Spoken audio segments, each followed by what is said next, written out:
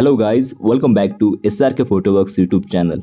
So in this video I will show you how to remove watermark from image in just one click by using AI.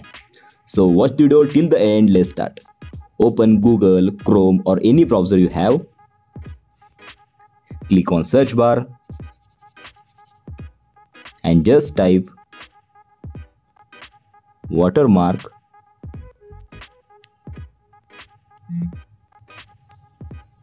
Remover.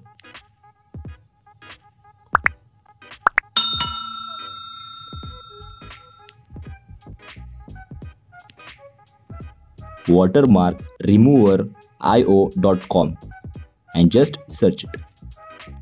Click on first search result and you will see this interface. Now scroll down and click on upload image. Now select the photo you want to remove watermark. Just select that photo and AI started working on your picture.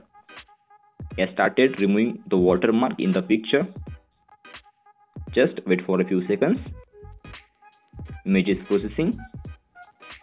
By the way guys, if you haven't liked, share and subscribe our YouTube channel yet, then please do it guys, because I do come up with every week new tutorials like this.